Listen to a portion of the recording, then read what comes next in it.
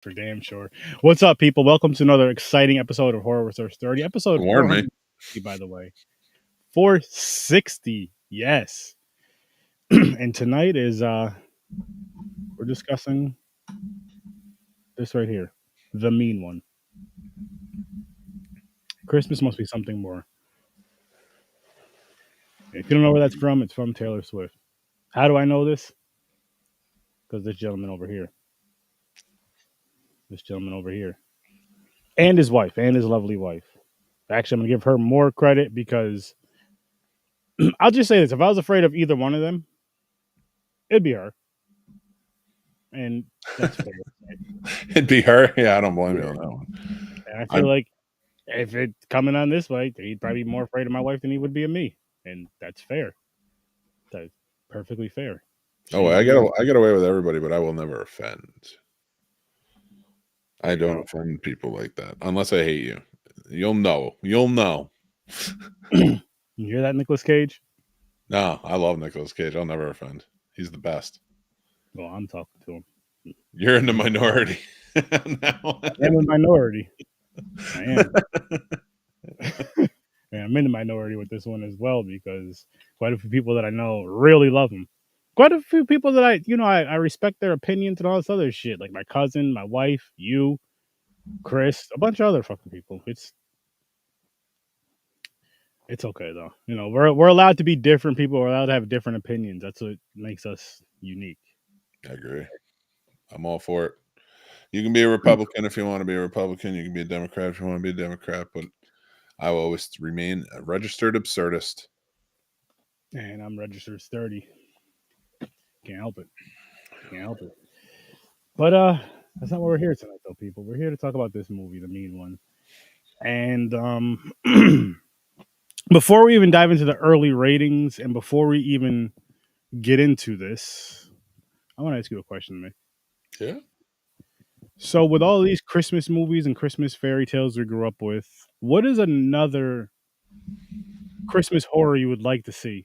And you can use ones like if you want to use Frosty the Snowman and all that type of stuff. If you want to use I feel like we kind of got that with Jack Frost, though. True.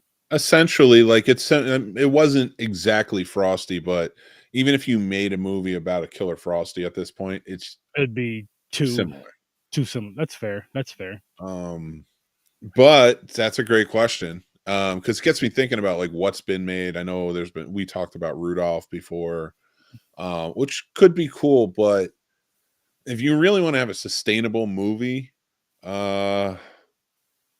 probably need more than just a deer. You know what it is? It's yeah, I think you would need like you would have to incorporate everything into that, like the whole village, the whole nine. So then, is it a Rudolph movie at that point? You know, I mean, if you make it to where, let's just go back to the which I gotta fucking find and see if I have these movies because if not, I'm gonna grab the Blu-rays because I love them. But anyways, the cartoon or weird clay anime, whatever the fuck it was that we watched as kids. I haven't seen it in years, but I miss it. And it was the what were we talking about? The Rudolph thing. Remember how they were teasing him at first? Yeah. So right then and there is when he goes dark. He goes in the woods by himself, and he just somehow becomes a killer. And he just maybe every Christmas he comes back and takes out one of the deer, or just takes out something, does something. Maybe I don't know. Just spitballing here. Yeah, but if we're to go that route, and the reason why I'm asking this is because of this movie. Is because remember how through this. They would like, you know how they talk in like with the Grinch, with the Dr. Seuss movies, how they talk kind of like that over the movie or whatever, the narration. They were doing that with this, but of course, like with a horror twist. So I'm thinking if they do it with those, but with the horror twist of almost sometimes instead of the narration all the time, maybe here and there twisting the songs, like the Frosty the Snowman song. Maybe it's more about him being a killer snowman. In a sense, and then when you hear that he's around or he's coming or something, or when they're singing it he's around or he's coming or something. Ooh, I got my creative juices thinking. You know, it might be cool is like a dark version of Elf. Ooh, he finds out that he was adopted. Santa took him in, but it wasn't an easy life. You know, like it wasn't a hard life. Like he wasn't treated, he wasn't tortured or anything, but like you're in the North Pole. You know, it's probably not going to be truly easy, you know, and but like he was taken in, he has a family element to it or whatever. And then he finds out he was adopted and who his family was. He maybe always had bloodlust urges or something, kind of like what Brightburn was for Superman. Ooh. But like do it with Buddy the Elf, sort of. Like, what if Buddy the Elf was homicidal and he wanted to go search out his family for abandoning him? So he kills Santa and then he goes hunting his family. And he has the powers of an elf, but he's like a psychotic human. So maybe a couple elves have to chase him down. There we go. Could be interesting. That'd be kind of a cool take on it. That's not the fairy tale side of it, but from the Christmas perspective. Fairy tale side, you know, I think about a lot about, you know, with Christmas and stuff. There's not much more I need. I was like, A Christmas Carol handles a perfect amount of ghost story or horror for. That's fair. You know, and I always think that's the thing. Like Christmas to me and horror are very similar. Because think about it, and to kind of go back and let's not go religious, but let's talk about it from the religious standpoint, Christian standpoint. They were running because the king was killing all firstborn male children. That in itself is a horrifying thing. Like these people are desperately escaping, and then they have to stay in a cave so she can give birth to this baby that like maybe some supernatural force. How does she feel about this all throughout, you know, and how does Joseph feel? But to take that element and say like it is a supernatural tale with angels and there's clear villains, and that's where Christmas is birthed. So everything outside of it, I mean, even the concept of Santa Claus is horrifying if you think about it from the perspective of it's a guy who comes into your home while you're sleeping. He knows you're sleeping and he judges you. He knows when you're awake. He knows if you've been bad or good. So good for goodness sake. Yeah. He knows what that means. What would you could easily take that. Now take the concepts of Santa Claus out of it. Say we don't know Santa Claus exists, right? So now we don't know Santa Claus exists. It's never been a thing. Now, if you hear that, you hear somebody say, he knows when you were sleeping. He knows when you were awake. He knows when you've been bad or good. So be good for goodness sake, or he'll drive an axe through your brain. You know, like one little extra sentence. We don't know Santa Claus exists. And now that's the most terrifying thing a kid ever heard. Yeah. I mean, hey, and I'm here for it. Let's do it. Let's do a movie just like that. Like it's such an interesting. Christmas is such an interesting world because not only is it pleasant and sweet and loving and you know all of those things, but the horror fans definitely have an element of it. Oh, definitely. What's good, Chad? How's it going, man? Oh, hot Chad, what's up, man? Definitely. I mean, it's. But that's what I love. I mean, I feel like it's almost the easiest holiday to make horror for. Hey, what's up, man? What's good, Chris? Even easier than Halloween. And the reason why I say that is because with Halloween, you have more pressure. You have way more pressure, I feel, to make a horror movie, you know, that comes out that's either, Halloween horror movie versus a Christmas horror. This dude is cocked, locked, and ready and ready to rock for Christmas. How's it going? What's up? Dude, what's happening? What are you doing? Is this your Christmas vacation world? You're out of the studio? Kind of, sort of, I guess. Where's the hot cocoa? No hot cocoa. No hot cocoa. I had 2 cups of coffee today. Oh shit! Jitters. Santa Stein, interesting. Yeah, Santa? It's over on. I've been meaning to check that out. It's over on Screenbox. Oh, is that next week's movie? No, no, I don't have one picked for next. I gotta pick something for next week. I'll have that out for you guys by maybe tomorrow's after tomorrow night's episode, midnight's episode. There you go. Did you guys already give your initial ratings on this?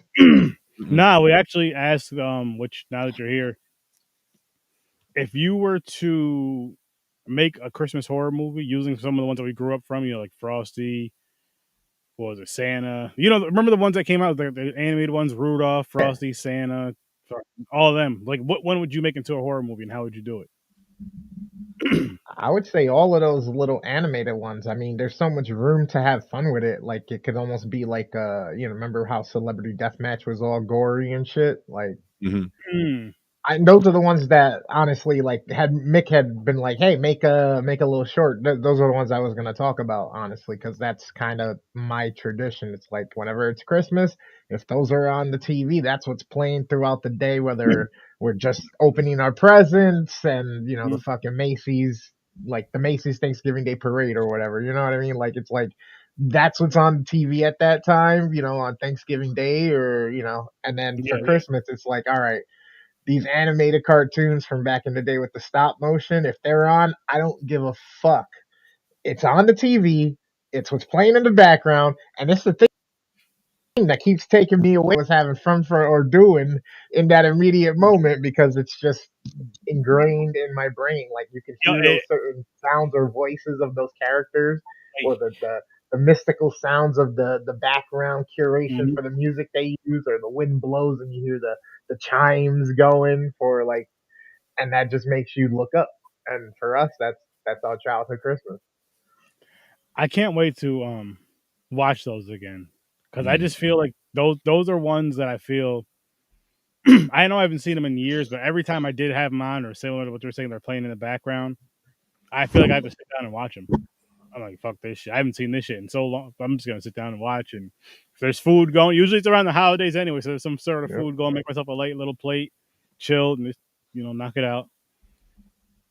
Bro, I would almost not interrupt those, even if like we had just got a dope ass gift and it was, let's say it was like the newest Sega game or Nintendo game or whatever. Like, I don't care if those things are on. I'm not turning on my console. I'm not changing the TV. Like those are on, they're on. I think there's no ifs, ands, or buts for that for me. What it is with that though, and it sucks that I got out of that tradition myself, but is like when when your parents or whoever you live with at the time, when you're opening presents, maybe after breakfast or whatever, that's exactly what's playing throughout the day, like you were saying. So you're just kind of used to watching it and watching every single one, especially at least your favorite one. At the very least, you gotta watch my favorite one or two, and then I'm good. But if they're all playing, you let your favorites play last. So it's like I'll go through them all. You let your favorites play last, and then boom, and then you're like, okay, now I can go to the toys and the games and the other shit because this is done. Oh, I just fear now that my initial thought of them turning these things into horror movies just turns into pretty much this movie. That's my only fear. And that's a weird fear because that's an excitement of mine. Which, before we dive into that any further, I think it's time to get into these early ratings. Starting with you, Sturdy. Starting with you. Early rating, no reason. 6. Starting with a 6. I would do. Yeah, that seems right. I'd give it a 6.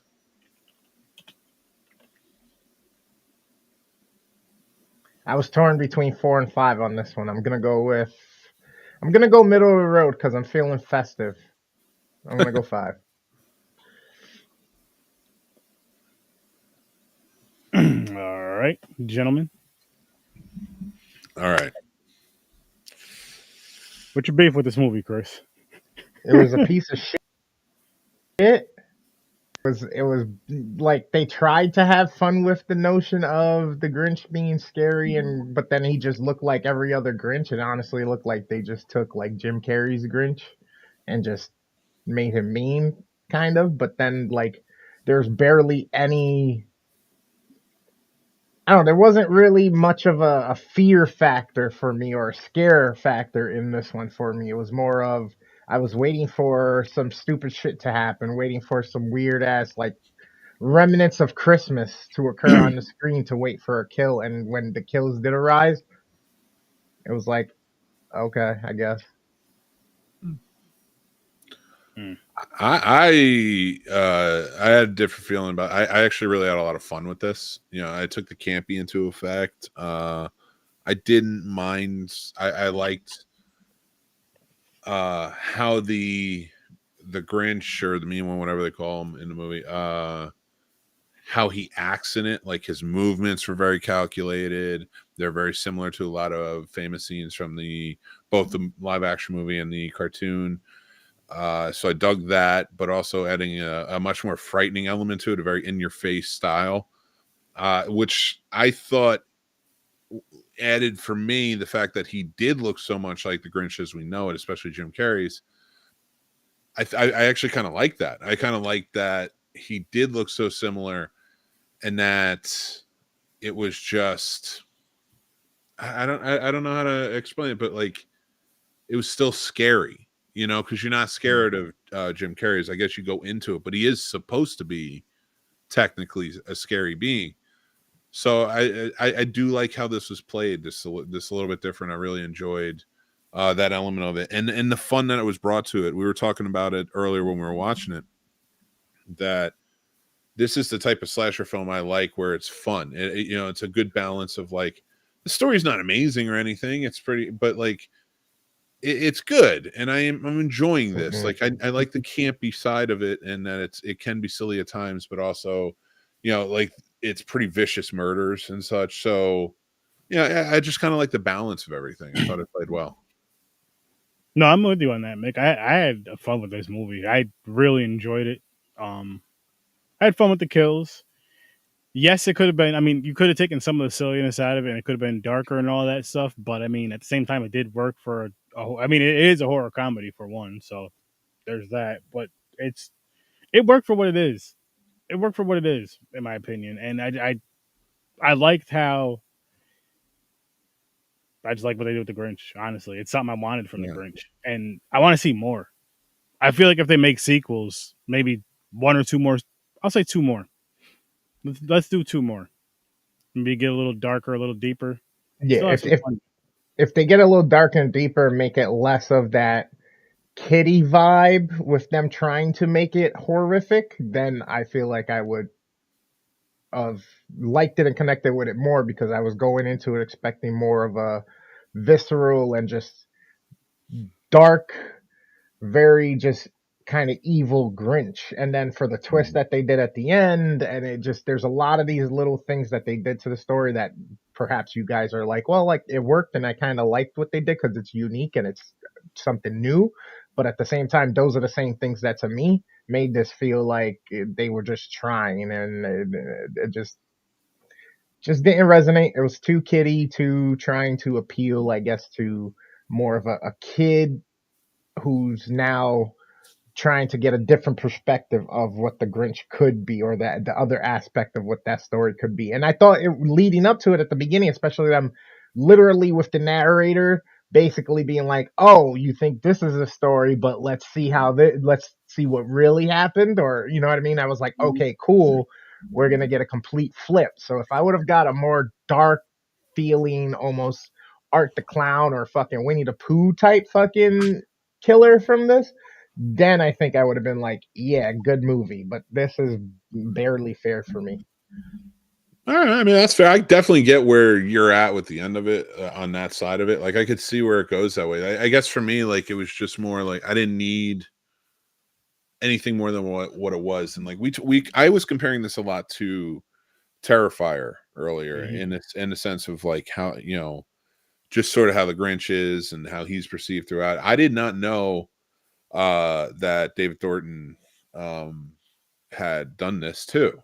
So like so I'm glad it did remind me of that, because it is him, but it's almost like a anti-Terrifier movie in a way, because Terrifier is silly, but the silliness comes from the fact that you're terrified of this guy. Like he's a terrifying entity. You see him and he's scary right from the beginning there, but he's being silly, so it adds to it.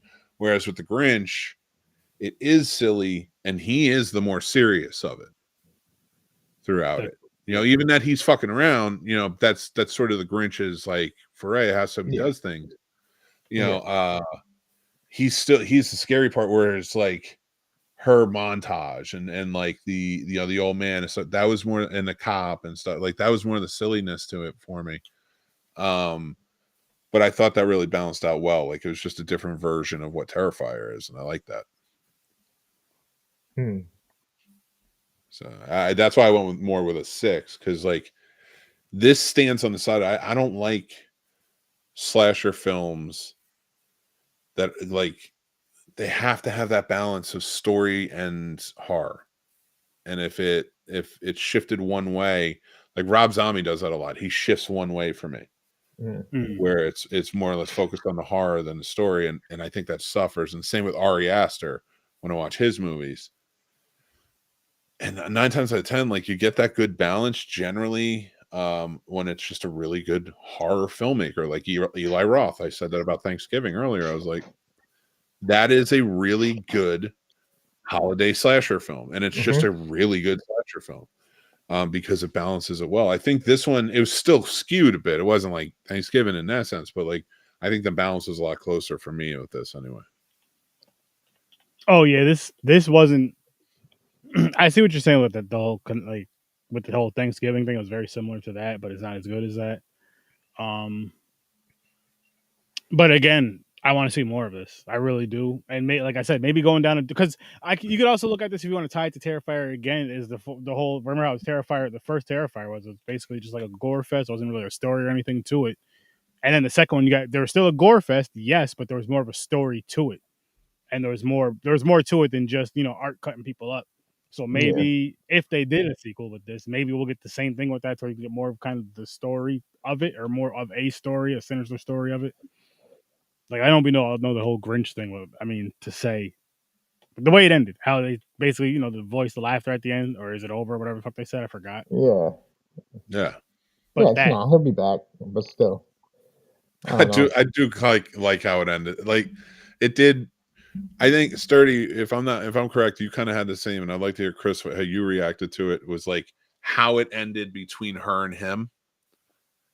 At first, when I first watched, I'm like, I don't know how I felt about that. But then when like the realizing that that's exactly what the original story was, like I was like, yeah, I dug it. I was like, that's fine. That was okay, good. yeah. No, And I'll throw in the way it ended too, just because it was like, it just, I mean, with his heart exploding, you know what I mean? Instead of his heart growing and he just becomes nice, his heart exploding, his heart gets bigger, he dies, whatever, or dies. I liked how that ended. I wasn't gonna be happy with it if they were all buddy kind of friendly. That's what I thought I was going for. I was like, come on, please don't do this. Yeah. But all right. This whole third act is really the biggest part of the shit that bothered me, honestly. I feel like they rushed a lot of it. They made a lot of it feel very just hurry up and get to the climax, and it was just too I don't know, too silly, I guess, for me, because I don't mind the heart exploding thing. Heart grows to 3 size, like you guys said, but I didn't mind that shit. Okay, interesting. His heart started growing, and literally it killed him. She killed him with kindness. That's pretty much that shit here. But I don't know. It kind of to me would have been a little bit funnier, or a little bit more in tune with the rest of the tone of the movie had they had made him and her a little more friendly, and like every time he's about to do something like horrific or killer like, she's like, hey, and like catches him and stops him, and it's like that buddy back and forth accountability, like, oh, you stop it. I got you. You know what I mean? Type deal. He doesn't actually kill the person. Um, but honestly, the whole end of this movie with how quickly the pace got, and how, to me, that's the part that completely made me disregard. Just because up on some room still, it can end strong, and then for me, it was just like, nope. It completely detached with all of the silliness all the way up to the end. I mean, we all have our opinions. Again, 4 or 5, it's fair. They had a lot of opportunities, a lot of things I would have done differently, or that I feel like they could have done differently to make this better. So that's why it's like I'm impartial, really, whether or bad, because I can see people like you guys enjoying it the way you did with the certain points you're making, but at the same time, for me, not what I wanted, not what I expected. What didn't leave me at the end of it, leaving changed in my mind after it started rolling. So yeah, I'm just indifferent on it. That's fair. That's Yeah. fair. All right, that's It's fair. honestly, I'll even say this is something I can see myself watching once a year. Nah. I can If definitely see someone myself. ever mentions it to me, I might be like, "Oh yeah, I saw it." But other than that, I'm not gonna be like, "Oh, you gotta go see the mean one or whatever." You know what I mean? For Christmas, if you're into horror. Again, for me, Christmas and horror are two things that are so opposite and like they're so fucking like You contradictory got from to tell them. themselves. I will never tell people go watch horror movies during Christmas or be like, "Oh, you really got to see these horror movies." It doesn't compute in my brain. So Were you sitting in the green room while we were before the show started? no. He really came in. Oh my god, we were having this exact conversation. Exactly what you're saying. I said the exact same thing opposite. He did.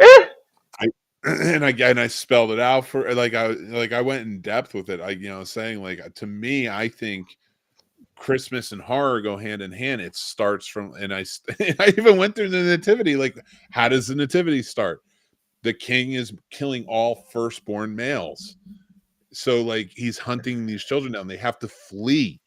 And then she has to give birth in a cave. It's a supernatural that she's told it's God's child. Like, it's horrifying. There's so I many mean, horrifying elements to it. But then yeah, you if you skip look at forward and things you think like like that, A Christmas Carol, one of the greatest ghost stories of all time, and it is yeah, a horrifying tale, not just of time travel, but a man having come face to face with his life and the things that he's done, and like yeah. all of these elements that make great horror today. Now, I'm in no way saying the mean one should go up with those stories.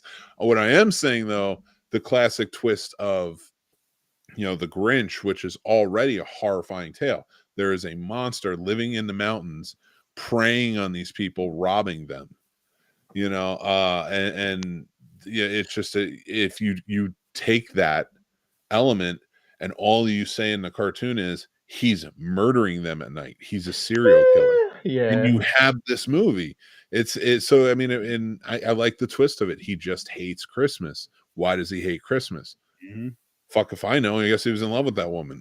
Like whatever. But I took it as that, and then she accidentally died when he was fighting her, and he just turned into the mean one. So like I took it as Santa turned into the mean one or whatever. But it was, but like to your point where you're saying Christmas and horror are separate, I would urge you to go back and look at almost every Christmas movie you hold dear and tell me there isn't some kind of supernatural element in it at some point. And then think No, I about get that. That's just, even if it's a horror comedy, it still fits into the horror mold. We've just been so indoctrinated with the idea of those spiritual things being on the joyous and the pleasant and peaceful side that for me it's just so ingrained that I just Oh can't yeah. go, you know what? Yeah, let's make a horror movie about the actual rebirth or about the shepherds or about the three kings, or like to me it just doesn't compute, even though now I'm like, okay, I can see where people can write some scripts and come up with some twisted shit about all of it. It just to me will never be the thing that I'm always thinking about. That's like, you guys gotta Oh, check out this whole different perspective on Christmas. Until we talk the real shit and the real stories, and we're like, yeah, you might want to look back at some of the stories and think about some of that shit that we've been indoctrinated to. all I'm saying is you are not wrong in any way, shape, or form. I'm not taking that away from you. I Yeah, am just going to say this: you you're wrong, and you really should start. No, I'm just kidding. No, I agree. But I like when I go upstairs and I want to do the Christmas thing, I'm not thinking about horror. I'm that's gonna what I'm watch. saying. Yeah. So I'm with you, but I do still think that as much as you can have the care, the love, all of the sweet things that come with Christmas, horror is still an element that is strong within it. That's all I'm Yeah, saying. I get you. Like Sturdy is one of those people that literally will relate a horror to some type of situation and every. So it's like, hey, your birthday's coming up. You should go and check out Happy Death Day or something. You know what I mean? Like, or hey, you know what it is? Easter's coming. You might want to go check out Peter Rabbit, and it's a fucking slasher rabbit movie, or a guy that goes to children parties killing the parents or something. Because, well, obviously one is my favorite. It's my favorite genre by far, but it's also like it's just the shit that, yes, I can say I grew up to it. It's the shit that, when I want to have a good time with some friends or whatever, that's mostly what we're going to. Horror. It's horror, comedy or horror, and I feel like with comedy, like horror, you get over the scares, but you still get the joy of everything else with the horror. Yeah. But with comedy, like once you're over the laughs, it's not worth watching anymore. Like Scrooged here, right? Like Chad said, and like you said about A Christmas Carol, bro. Even watching that as a child, like the entire thing, I was never scared. Eerie feeling when death comes on, right? The black hooded figure. You still get that weird pit feeling in your chest and your stomach. Something's off. Like it's scary. This is the dude. This is the guy who takes you. You don't even really know for sure what death is or anything. But then, like, you think about that, how easy that whole shit could be turned into. But in my head, when it comes to Christmas Carol, guess what's fucking Muppets? What I mean? But even it's that's funny fair. You say that, and I'm so glad you said that, because when it comes into my head is the Mickey Christmas Carol, or the one with Patrick Stewart. Yeah, well, more than Mickey Christmas Carol, but you're right. No, but seriously, like, and the Mickey Christmas Carol, when it's Pete, all it is Pete from fucking Goof Troop and shit, playing death, but it was still creepy as hell as a kid. Yeah. It's still, so I get what you're saying. Yeah, and it works in like that horror element. So thank you for taking a long way to say I was right. This guy. Real quick though, since there's no wheel spin, I'm just gonna let you guys know what's coming up for the midnight show, which we don't have a wheel for that anyway, and what's coming up next week for Tuesday and Thursday, and possibly midnight show. We don't know yet. But so for tomorrow night, midnight, boom, ending off our Christmas, our holiday wheel, I should say, Christmas and Jewish wheel, holiday, whatever you want to call this wheel, all that fun stuff with this movie right here. And then we're going to hop into next week, and we're going to do some New Year's films. 2 of them. Boom. Steel Trap. Never seen it. That's why I want to watch it. And then this one I did for Mick, because I know how much he loves the first one. So I figured, you know what? We got to see the second one. I didn't even know there was a second one. Boom. Terror Train 2. Yes, it's part 2. It's over on Tubi. And we're going to have fun. Oh, boy. Oh, I have to watch that? Yep. Yeah. You're going to make me do that? Yep, I am. And there may be, like I said, there may be one more episode after that before the new year. And then, that'll be if so, that'll be the last episode of the year. So hopefully these next few movies are pretty decent. So we can end the year good, start the year good, but we'll see. Yeah. We will see. Now, when are you doing your countdown? Oh shit! Oh, we're supposed to do it that Friday. That's earlier in the day though. Gotcha. That's normal. That's gonna be like around this time ish. Gotcha. I think, right? Something like that. Yeah, that'll be earlier. That's a different end of the year show. That's just like end of the year countdown, then diving right into the end of the year again. With some more movies to review. Another movie to review. Who knows? Maybe it'll make one of my lists. Who knows? Who knows? Which I gotta start working on that shit. Speaking of lists. Yeah, me too. I just realized I gotta go through Letterboxd and all that. So 5, 6, not bad for this, I guess. It's a middle of the road movie. Yeah, it's not. I'm not gonna say it's like a good movie. Like, oh, yo, this is an amazing fucking movie. You gotta go watch it. But it's a fun movie. See, and I felt that way, like I said, up until the halfway mark, and then I was like, it's not changing. It's literally the same. It's it's just becoming. Oh, nope. Okay. So that's why I was like, yeah, whatever. I checked out. I still watched, and I literally told myself, you know what? I'm having fun with this up until about that half. point. Then I was like, okay, it's scared. Then okay, we picked up some pace. The kills started coming in a little more, and then it was like, okay, I'm just let down here. It's so weird. I don't know why. I don't know why, but again, It happens. watch at your own risk. It's true. See, for him, he says, "Watch at your own risk." Me, I say, give it a watch. I think you'll have fun with it. I think you'll have fun with it. I would watch this every year. I enjoyed it. I had fun with it. I really like the lead actor in it. She was very good. She wasn't familiar. the Who strongest. The fuck was she? I don't know her. I got a question for you, man. This it. is. I mean, Chris, you can answer this as well, but you didn't No. care for the movie as much. And you actually, it won't even really matter because you said you wouldn't watch this every year. But for you, Mick, is this worth a Christmas Day watch? If you were to watch horror movies on Christmas, no. All right. I don't even watch horror movies on Christmas Day. Like that. Closest I come to that is I'll watch Die Hard, and it's nothing against horror on Christmas Day. It's usually the family's in and out, and like you can't just leave horror playing. No, so like it doesn't really line up. Plus, that's like where Chris was talking about earlier. That's not where my heart is at the moment. Like throughout the month, throughout the season and such, I'll watch some horror and I'll enjoy it. But yeah, no, on usually Christmas Eve, Christmas Day. Actually, no, I do watch a horror movie on Christmas Eve every year at 8 p.m. At 8 p.m. I watch. It's more of a horror drama. It's called It's a Wonderful Life.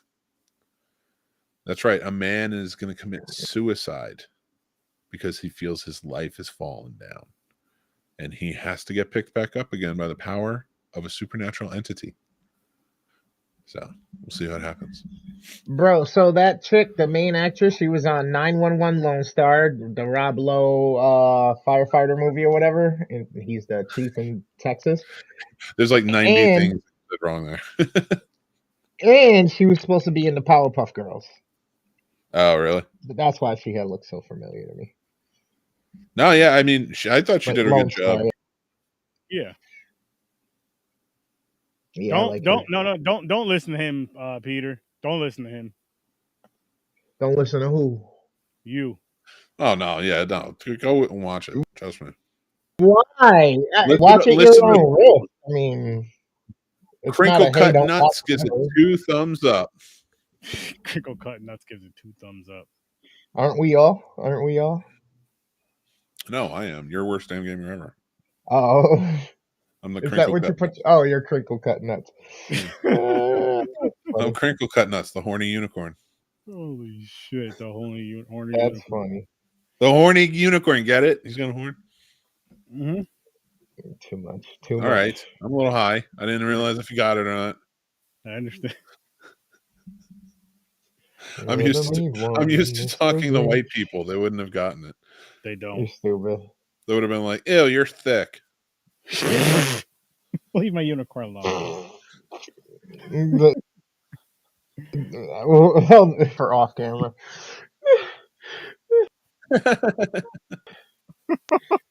For off camera. That's not what I meant by that.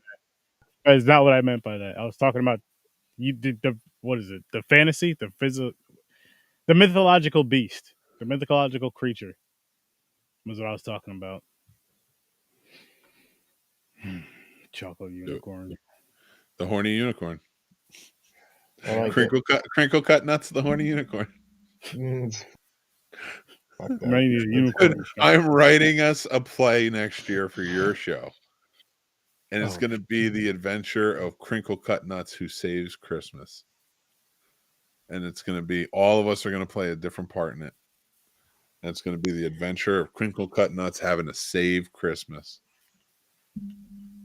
That's what's going to be. I'm going to write that's children's books. I see it. I see it everywhere. Children's books of Crinkle Cut Nuts. Crinkle Cut Nuts. You know you'll still watch it, Peter. He's gonna. You'll still watch it to see what. Yeah, he will. He's gonna need to see who he agrees with. Sturdy, me, or you. Well, me and Mick are pretty much in the same boat. I'd like to hear that. We should have him back on the show. I want to hear what he says. Yeah, definitely. I'd love to have him back on. Is Chris in bed? It looks like it. No, this is my sofa. I just got a blanket on because my legs and my feet were cold. Jesus fuck. So did you just like watch TV for the past few hours and you're like, oh shit, I got a show. I'll just go live here. No, he's been I set up got in back there. into that. Yeah, I've been set up in the living room for like a week now. It's fun. It's a good time. Jesus. No better place. It's a lot better. Giving my chair in my room a break. You know what I mean? Not letting the cushions go all flat right. and uncomfy. I'm going to give you a piece of advice to get off that couch. No, I'm good. Just say, listen, sweetie, I'm sorry. I love you. Why would I do that? Why would I do that? Would I do This that? guy. I don't even know if that was the actual play going on. I just thought it'd be funny to say. I'm buying you a new camera. It's not the camera. It's It's focus not a is camera. fine, It's a but he's piece of far software away. that follows me and tracks me. Look. I don't know why And it's going that that's way. why it's I don't know why it's going that way. Oh, he's now. talking about It's going opposites. because he's it buying doesn't. himself. Oh, he's buying you a new camera. Why? Why? Because he's out of focus. He's out of focus. I'm like, I'm not though. You are. You're very soft. All In a right, beautiful let's leave way. it at that. In a beautiful way. On a You look 60-inch like- TV, it doesn't look blown up or pixelated until it becomes fucking 27 inches of my TV. So I'm good. It looks fine on my phone. It looks fine on a laptop or a tablet. My $60 wannabe GoPro camera that I've been using for almost 3 years as a webcam. Perfect.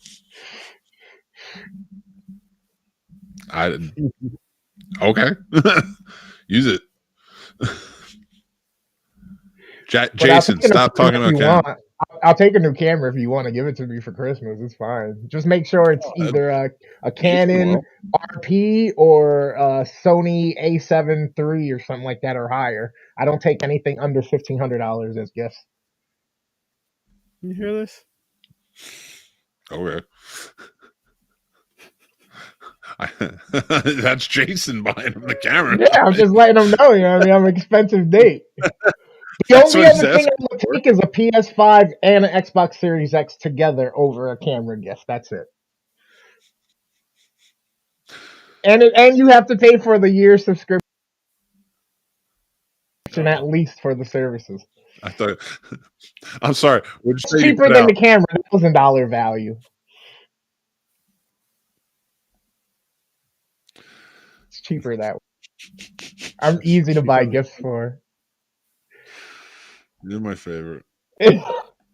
Just don't make me watch horrible movies, and I'm good. It's the best gift anybody can give me for the next year's coming. I can't make any promises. As a matter of fact, I can make promises you are going to be watching some more bad shit next year. Whoa! Get to licking my friend, nice. Better apologize to your girl. That was never the problem. I don't even want to pull that shit up. Oh, God. That's funny. Oh, shit. Oh, shit. Jason, did you watch this movie while you're out there? And yeah, I was gonna YouTube link. say, did you watch it at all? Or James? Did you? What's up with James's rating? I'm not sure. He's under. Chadman, did you see this? What you end up giving this? We only gave it a year since it came out. It does annoy me that it didn't do well. You know what I think? Fuck this movie.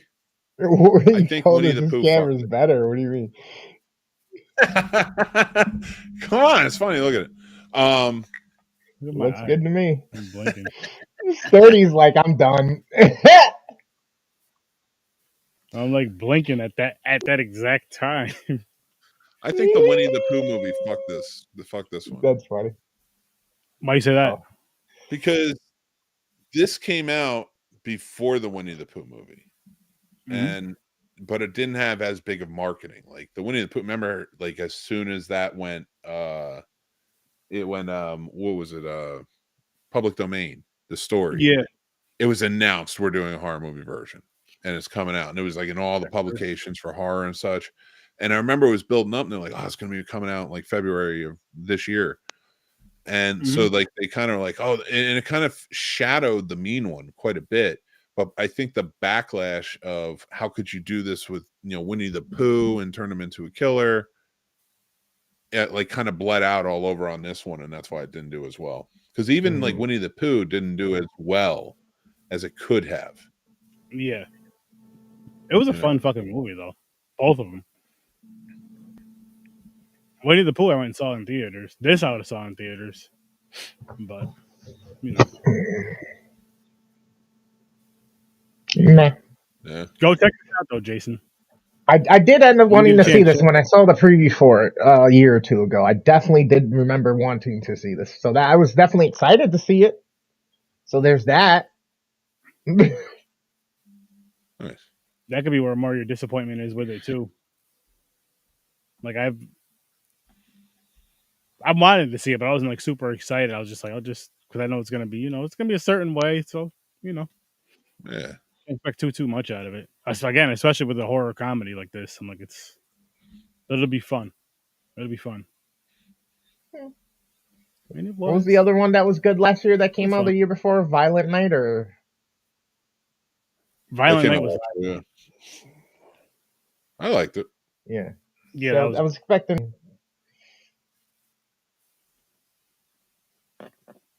Saw David Howard Thornton was playing the Grinch, and I was sold.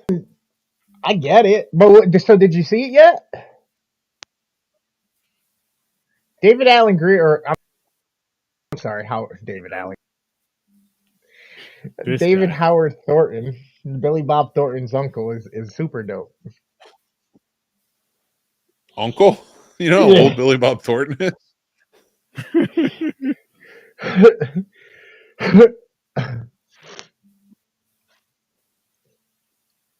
Yeah, I mean, like I said, I it's tough. It's tough because again, it's not like I went into it with this grand expectation of knowing what exactly to expect. I was just excited to see it. Like, all right, we're gonna get a crazy mean Grinch, and he's gonna go on a berserk killing spree. It just wasn't. I mean, the one thing that kind of it sucks because I liked it, but I also kind of hate how they used it. Was just the shit about him being upset at like little things like fucking decorations or the sound of Christmas bring him by. You know what I mean? Like it just magically calls him over. I kind of liked it, and either I'm torn on that one. Because it worked in some aspects of the movie, and it works. Yeah, but I feel like that added to the element of, you know, him hating Christmas. You know, kind of adapting the old story. And he hated Christmas. He did look up from atop the mountain and heard them singing and the loud music, and he saw the lights and stuff. And it really that's what was like kind of driving him mad. And you take in, I guess, into account like whether he's so heartbroken that he hurt this little girl and because he accidentally killed her mother. Like, you know, you take the extreme character of, let's say, Santa Claus, and say that's what it is. And the extreme character of Santa Claus is he goes into people's homes and gives gifts. He loves kids so much. He wants to make sure they all have gifts, all the good ones.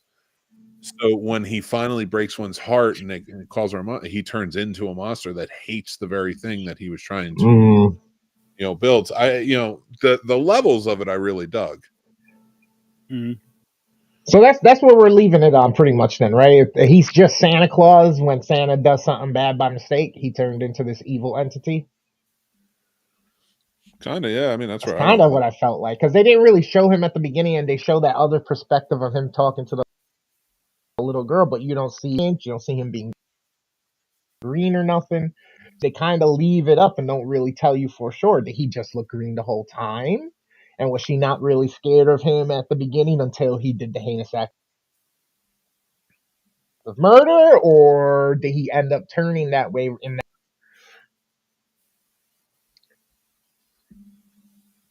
I don't know. Maybe. I mean, it's all of those and none.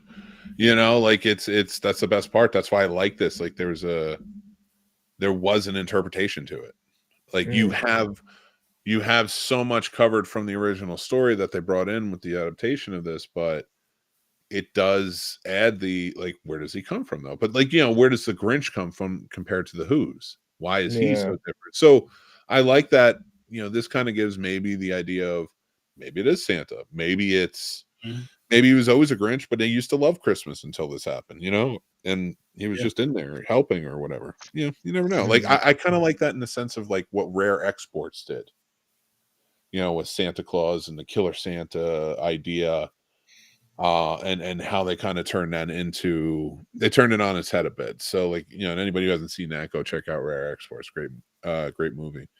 But yeah, so I kind of got that element from this. Like it was just a different take on the lore.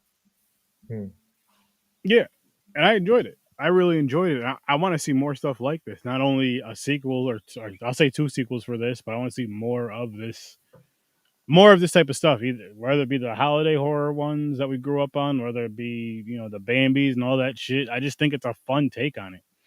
I kind of want I want it to be a fun slasher era for a little while. I feel like horror's been kind of going all over the place.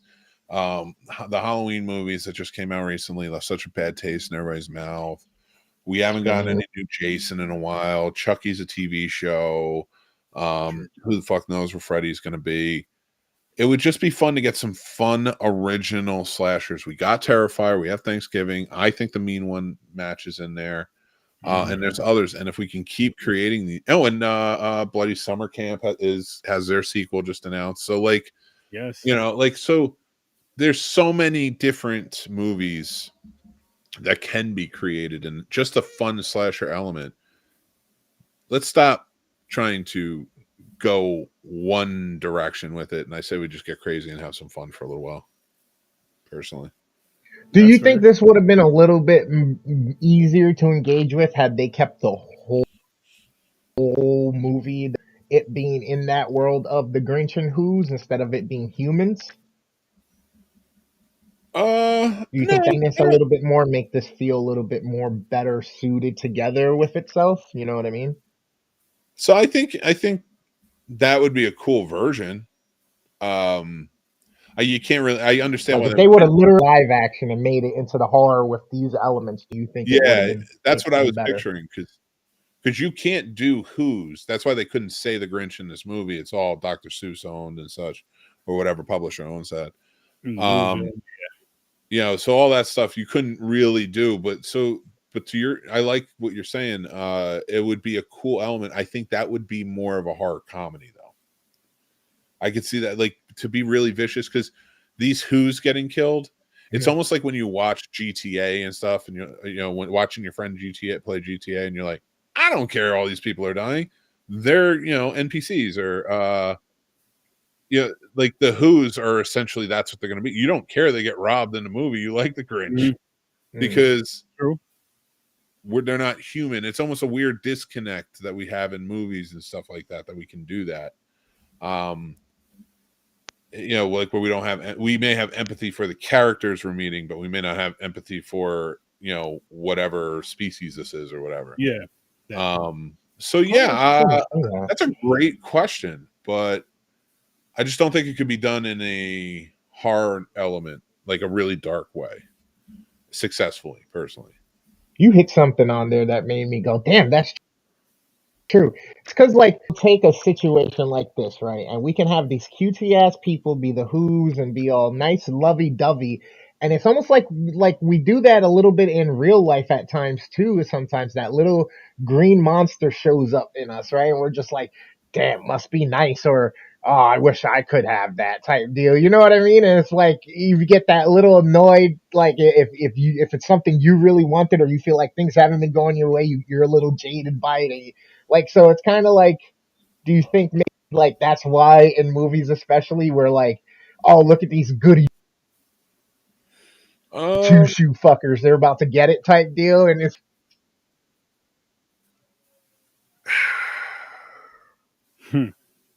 It's like that's why we can't do these shows high anymore. And what pisses me off is I answer these questions and I'm like, holy shit, like that was a great answer. At least I think so. And I probably, like, that solidifies me being the scene snob, you know? and I never do it on my show. That's a good one, Chad. Appreciate you, man. We'll link up soon.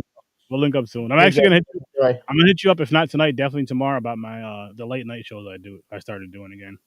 But if you're still here, kind of where our love for horror comes from, anyways, because we don't ever really want to see any of this stuff. Those little bad parts of human ink, that's what the people are connecting with and identify, and they'll watch, and they're like, all right. Yeah. That could be something. That could be something right there. Like, obviously, you don't want to see anybody getting harmed. Well, I don't. I'll speak for myself. I'm assuming you guys don't either. I'll speak for the horror community. You know, you don't want to see people getting hurt in real life, none of that. But in the movie, it's like it's just the movie 1 and 2. For me, it's the art of it. I'm like, how the fuck do they do all this? Like with the slashers and all that, especially now, like I said, now that I'm older, and when you get the Blu-rays, the DVDs, or even watching on YouTube and shit, sometimes the behind the scenes shit, and you see what goes into making something for them to just destroy it, that's what really fucking fascinates me. The practical effects and all that. I'm like, yo, you mean to tell me you spent 6 months building that just to blow it up? I mean, like, it was an amazing fucking scene, or just to chop it up, but holy shit. Like, I'd be mad and happy at the same, like, oh fuck, man, like, I'm so happy, I feel accomplished, I got this done, that scene looked great, but that shit's gone now. I can't believe we had such a fucking poignant conversation about the horror genre in Christmas for the mean one. Hey, listen, it's a Christmas horror movie. It ties in. I know, but it's just like, it's the weirdest movies on Sir Sturdy where we watch.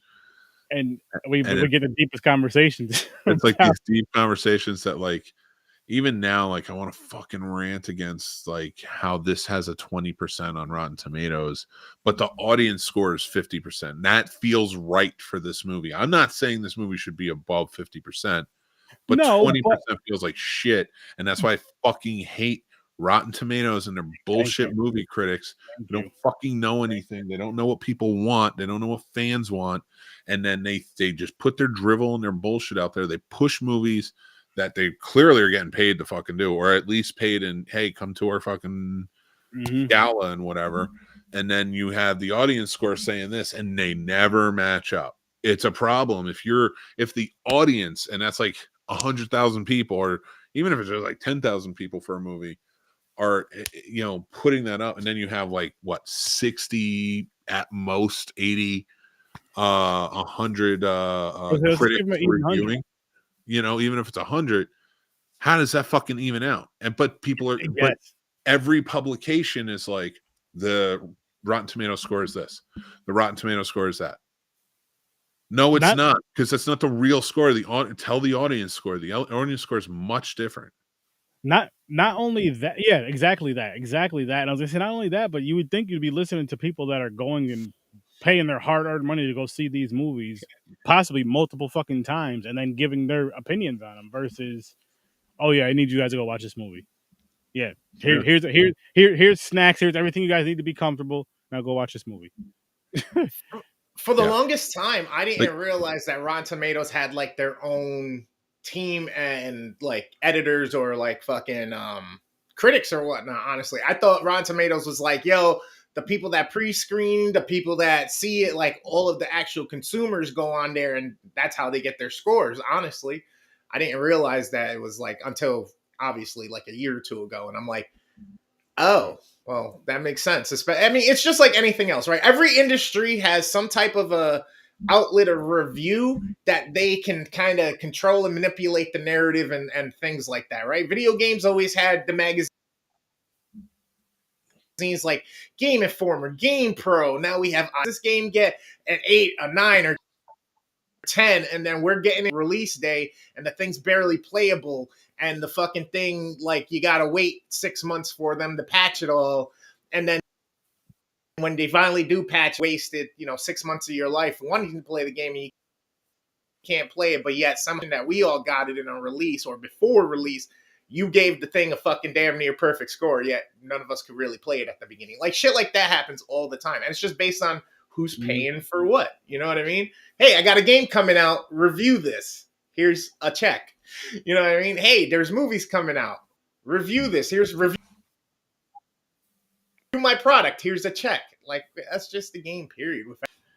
Unless you're like us, where we're just like, we're just going to with you as we can. Yeah. I'll still take a check, but I'm not going to lie to you. Exactly. Here's a check. What'd you think about my movie? It sucked. You want to invite me to your fucking shit and you want to do this, that, and the other thing? Fine. They're never going to because I don't look like the young, pretty people on TikTok. But I know more about fucking movies than most of them because I listen to a lot of their fucking things. And it's just like, what? You missed the fucking point. Like, you missed the fucking point because you didn't look deep enough. You know what I've noticed with those type of things is it's more so of not even if they know what's going on in the movie or whatever the discussion is, it's more so of not trying to get the conversation going like how we are now. It's more so of trying to go viral. So it's like, okay, what did everybody else say? What's the hot points? What's the hot words that everybody's saying around this movie and around this topic? Okay, they hated it because it was told like this and blah blah blah and blah blah blah. That's why they hate it. And it's very similar to a lot of other ones that have a lot of views. And then even with the ones that are, and I'm not talking about the people that actually go deep dive and really talk about it short or long form. I'm talking about the ones that kind of use the viral terms and the viral everythings that they know what they're doing with the viral shits. But that's all they know is that which I guess it's great that they know how to go viral, but it's like, that's it. Yeah, we're like dudes like us. We're not trying to be superficial. We're not just trying to read a fucking headline, the skim level of what these movies are that we're experiencing or whatnot. Like we're really watching these. We're paying attention to different things that register with us. We're notating and mental noting so that we can present to you exactly what we're either feeling at that time or thinking as we're going through the process to give you as good of an opinion or scope of an understanding of whether or not, if you connect with me or my thought process for my ratings, then you know, okay, well, he said, then boom, yeah, this movie so much. You can still take my opinion and go watch it and then be like, you know what? Yeah, he was right, or nah, he was way off. That's fine. Be my guest. But when it comes down to, again, these things being curated, like it just ruins it for everybody. I understand everybody puts their heart, their money, their into these projects and they want it to succeed. But to me, that's not enough of a reason to then, pay for certain things. Yeah. Well, and I'm not, because your work will always speak for itself. We've talked about. What's up? No, I was just going to say, sort of adding to that point, like back in the day, we used to trust movie critics so much because we weren't able to get to the theater all the time to go watch everything. It was more of an event, so we want to know what people like, and we trusted these people as like movie fans, and it grew into this thing where it really wasn't because they were just spewing the same shit. They had biases, the whole nine, and there were so few of them, and they all had the same biases because they're all white dudes, old ass white dudes who just fucking it's not classics, whatever. So that's why today I maintain that movie critics are the ones that should be critiquing, should be experts in the field of filmmaking and movie watching to be able to critique it. Now anybody can make a critique, that's fine, but like that, the ones that stand above should be the ones doing that. It never happens. Now the movie reviewers, if anything, and that's who I call all of us who are down here on YouTube just trying to make it work, and we love movies and talking about it. Guilty. Those are the ones that are keeping it honest, in my opinion. Not always. There's a lot of bullshit, but like at least they're keeping it honest because there's so many. We will talk honestly about our movies. Yeah. For the most part. Yeah.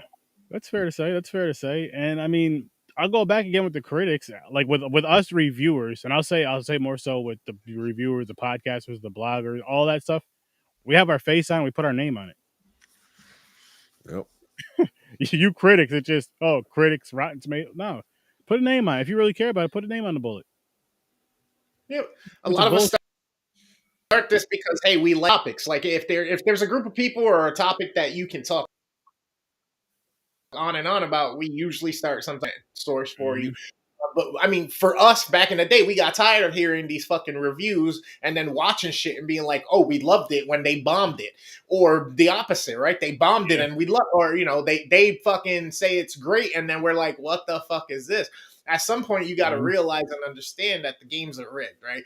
Again, any industry is going to some type of a faction so that it can control. I mean, the food industry's done it with FDA. There's so many different entities out there with the rating boards and video games and music, literally because they didn't want to tell them what to do. So they said, all right, we'll create a system to regulate ourselves. But it's still owned by all the record labels. So it's like you're it's still being distributed, it's still being reviewed and discussed in the same light based on what they want it to be anyway. Same shit. It's just who do you put in place in your pocket to get your narrative crazy? Basically. You're wrong. With all that said, people, listen. I'm gonna show you guys one more time in a minute what's coming up. But I will say this, people, go check out the Mean One. If you've not seen it, go check it out. It's worth at least a one-time watch. I think it's worth a once-a-year watch, but that's me. Again,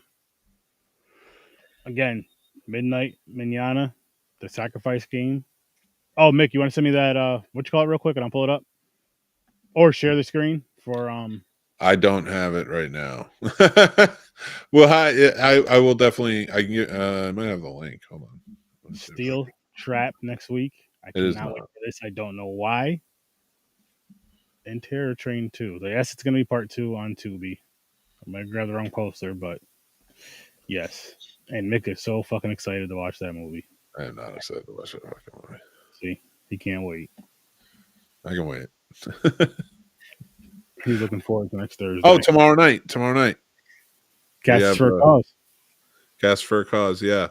Guys, Cast for a Cause, we're doing a charity event. If you guys don't know what that is, we're collecting for All for Lunch, which is a great organization trying to end school lunch debt in schools all over the country, and is an important thing to us and helping kids out. So if you guys would be up for donating, please go check us out. You can go to thecinesnobs.com, our Linktree. Sir Sturdy has it out. It's all over our social media. Message us. We'll send it to you. But make sure you watch tomorrow, because tomorrow is the live charity event that goes with it. It's a charity script reading of National Lampoon's Christmas Vacation. A bunch of us are going to be jumping in. It's going to be a really fun time. Starts at 7 p.m. We're going to do a pre-show at 6, but 7 p.m. is when that starts. So jump in over here, the Scene Snobs, Worst Damn Gamers channel. We're going to be all over. Yeah, jump in for that, people. It'll be a great time, some fun stuff, and most importantly, let's raise some money for these children, because they shouldn't have to pay for school lunches at all. That's bullshit. No matter how rich or how poor their parents are, kids should be eating free. 100%. Fucking game. America, do better. Biden, do better. All you motherfuckers, do better. Everyone. Sound like you care. And I'm gonna end it on that. Click the links and all that good shit. Happy holidays to everybody that celebrates holidays. If you don't, happy days. Let's put it like this. Just give us a quarter to 0.5% of your war budget so that we can end hunger in children. Yeah. End hunger in children first. War budget. There you go. There it is. He's right. But I'll see you in your nightmares, people. Peace. Later, guys.